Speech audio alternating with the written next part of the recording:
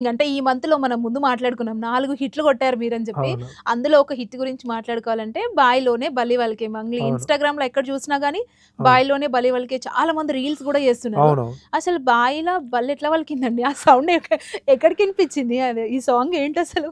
బ అది యాక్చువల్లీ దాంట్లో పాడారు ఆ! గదా! అమ్మ. ఆ అమ్మ అది సేకరణ ట్యూన్ హ్మ్. అండి.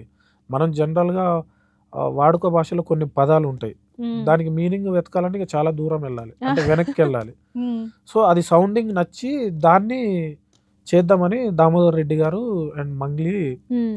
లేదు ఇది చేద్దాం సూరి మస్తుంటది. హ్మ్. చాలా బావుంది అని జెప్పి దాన్ని తీసుకొని దాని తర్వాతొచ్చే లిరిక్స్ హ్మ్. కొంచెం చేంజ్ జేసి రాశారు. చ ఆ! అంటే బాయిలోనే బల్లి పలికెనా? బల్లి పడేనా? ఆ! అర్థంగా కొంచెం బాయిలోనే కన్‌ఫ్యూజన్. బల్లి వలికే, బల్లి అదేనా? వలికేనే. బల్లి పలికే. బల్లి ఓకే. వలికే.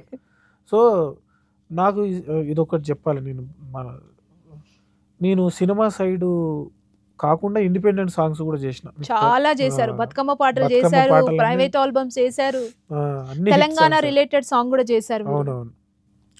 అవన్నీ చేయడానికి నాకు ప్రోత్సహిచ్చింది దామోదర్ రెడ్డి గారు. హ్మ్. సినిమా సైడ్ వేణన్న నాకెట్లా గాడ్ ఫాదరో, అటు independent music side Damodar Reddy గారు నాకు బాగా హెల్ప్ జేశారు. ఆ! హ్మ్.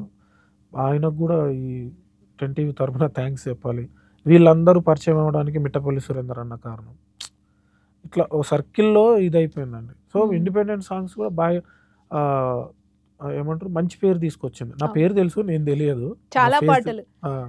బతుకమ్మ పాటలు మీరు చాలా బతుకమ్మ పాడారు. పాటలు 2015 బతుకమ్మ పెద్ద హిట్. పచ్చ పచ్చని పచ్చ పల్లె మీరే పచ్చని గదా అది? ఆ! నేనే.